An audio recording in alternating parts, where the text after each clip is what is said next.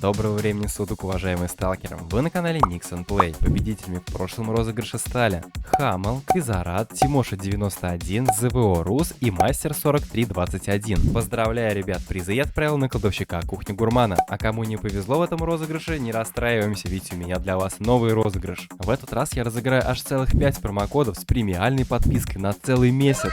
Для участия в этом розыгрыше тебе необходимо быть подписанным на канал и написать комментарий, не менее 5 слов, в котором обязательно укажи свой игровой ник и сервер, на котором играешь. А итоги розыгрыша мы узнаем в следующем видео. Желаю удачи! Добро пожаловать в проект Катаклизм, онлайн-проект по вселенной культовой игры Сталкер на платформе Java, предоставляющий вам возможность окунуться с головой в опасную и мистическую зону отчуждения, в которой за каждым углом вас будут подстерегать смертельные аномалии и мутанты, а неразгаданные тайны только и ждут своего часа. Соберите друзей и отправляйтесь в приключения вместе с ними. На данный момент проект находится в статусе открытого бета-тестирования и активно развивается. Существующие недоработки будут исправлены, а нововведения, улучшающие как визуальную, так и геймплейную составляющую, не заставит себя долго ждать. А при регистрации по ссылке из описания вас ждет внутриигровой бонус, доступный после прохождения обучения. Как-то раз в комментариях под видео я наткнулся на просьбу одного сталкера. В комментариях он просил рассказать о том, как фармить очки торговли у Гурмана, а также просил рассказать про лучшую экипировку до 5 миллионов для новичка. Судя по просьбе, обратившийся за помощью сталкер совсем новичок. К счастью, таких в игре становится все больше и больше. Что касается заработка очков торговли в деревне Гурмана, я думаю, что это бесполезная трата времени и сил. Купить в этом поселении за очки торговли по сути-то и нечего. Почти все предметы проще и дешевле будет взять с рук и не тратить на заработок очков торговли время. Если уж новички действительно нуждаются в разборе деревни Гурмана, тогда пишите в комментариях. Если желающих будет много, то, видимо, придется рассказать мне про все это дело. Ну а что касается темы с экипировкой для сталкера новичка до 5 миллионов, мне она очень понравилась и думаю, что в настоящее время это вполне актуально и востребовано. Поэтому, не откладывая больше ни минуты, я начинаю и желаю приятного аппетита всем, кто кушает. Тема, касающаяся экипировки, всегда актуальна, ведь какие заботы у сталкера? Правильно, их две. Первая, где заработать мешок денег, а вторая, где бы взять дешевую и практичную экипировку. Те, кто давненько на моем канале, уже знают мою страсть к прокачке персонажа с полного нуля. Мои друзья говорят, что это болезнь. Поэтому, исходя из своего опыта игры, я уверен, что легко смогу ответить на вопрос, касающийся экипировки для сталкера-новичка в бюджете до 5 миллионов. Важная пометка. Вся информация, сказанная далее, основана сугубо на моем стиле игры, на моих приемах и предпочтениях. Поступать так или иначе – личное дело каждого. Первым делом я предлагаю обсудить самый главный атрибут каждого сталкера. Да, ты правильно догадался, это оружие. Без него в зоне делать просто нечего. Первое оружие, на которое я обратил внимание, это дробовик Сайга. Дробовик просто отменный, его цена на доске всего 1 миллион 200 тысяч рублей. У сталкеров, я думаю, можно будет и дешевле найти. Огромный плюс Сайги в убойной мощи на ближней дистанции. Тебе не будут страшны ни кабаны, ни бесы, ни медведи. Но с верлиоками на болотах могут быть небольшие проблемы. Я так говорю, потому что, проходя игру за нового персонажа, первым оружием ради эксперимента, конечно же, я купил себе именно этот дробовик. И проблем вообще не было до тех пор, пока я не пришел на болото Везувия. Дело все в том, что у Сайги очень мало патрон в обойме, а верлиоки, как известно, агрятся толпой. Плюс ко всему, стрелять в верлиоки надо в глаз. С дроби это сделать можно, но сложно, а с пулей ситуация еще куда хуже. Возможно, дело в моей криворукости, конечно.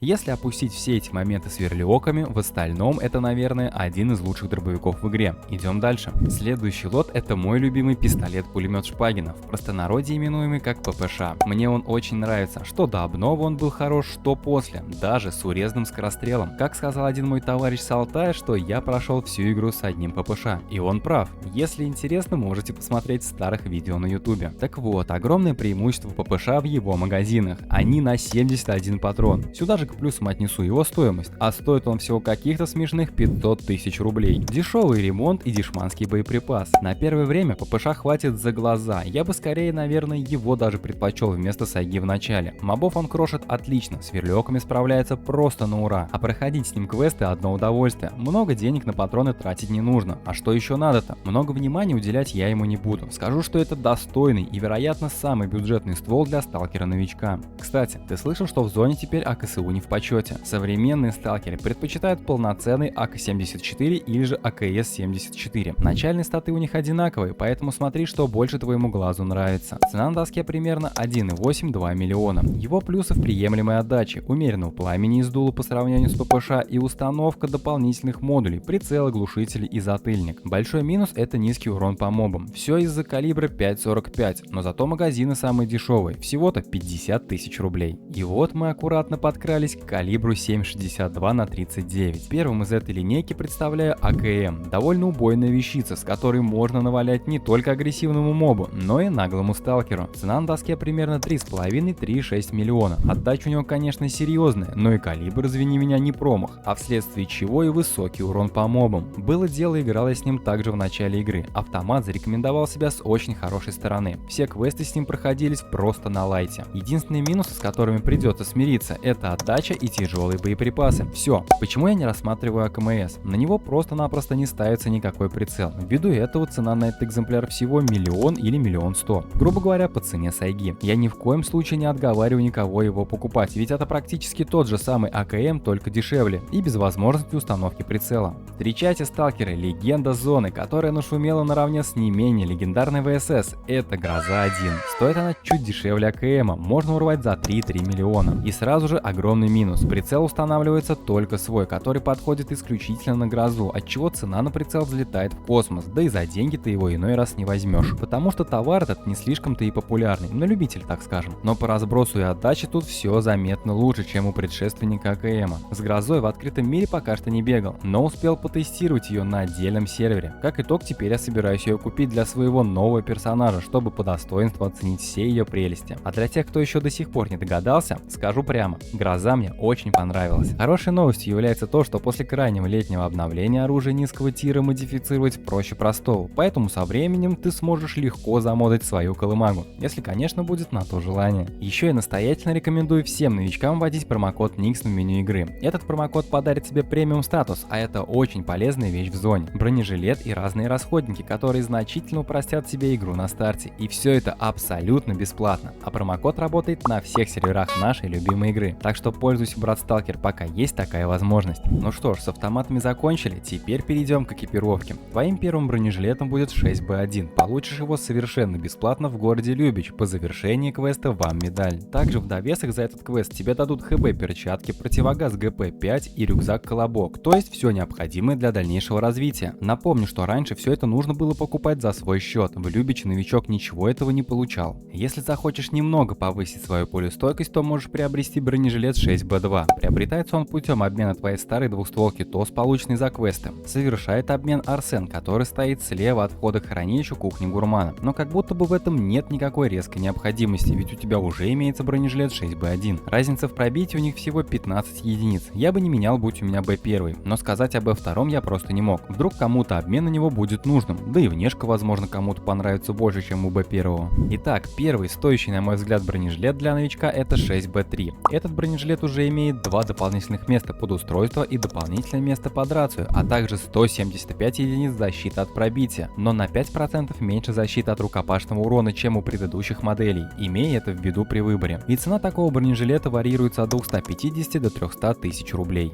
И самый топовый среди бюджетных — это бронежилет 6Б5 Улей. Имеет он все те же 2 дополнительных слота под устройство и 1 слот под рацию, но защита от пробития уже 190 единиц вместо 175. Этот бронежилет ты сможешь купить за 1 800 000 рублей, но имей в виду, что он дается бесплатно после прохождения квеста «Спуск в сердце Ули», так же как и дробовик Сайга. Из шлемов есть распространенный и дешевый вариант — это СШ-68. Ничего необычного, кроме его супер дешевой цены — 100 тысяч рублей. И второй вариант, который я предпочитаю больше всего, это шлем PAS GT. Его цена уже сильно отличается от предыдущего шлема и составляет порядка 900 тысяч рублей. Но зато этот шлем имеет вид и 150 единиц защиты от пробития. Давай теперь я сделаю несколько готовых сетов из всего того, что я назвал ранее. Уточню, цены будут примерные, так как могут отличаться на разных серверах. Автомат АКМ или Гроза-1, шлем PAS GT, бронежилет 6Б1, полученный по квесту в Любиче, или же 6Б2, обмененный на бесплатный ТОС у Арсена, и 5 магазинов под калибр 7,62-39 для АКМ. Такой сет выйдет как раз на 5 миллионов, если стоимость АКМ будет равна примерно 3,5 миллиона. Шлем PAS GT не более миллиона и бронежилеты получены бесплатно. Да, магазинов получится маловато, согласен, всего-то 5 штук, но старт есть. Цена одного магазина магазина под калибр 7,62 торгуется не дороже 100 тысяч рублей. И думаю, что со временем закупить больше магазинов не станет для тебя проблемой.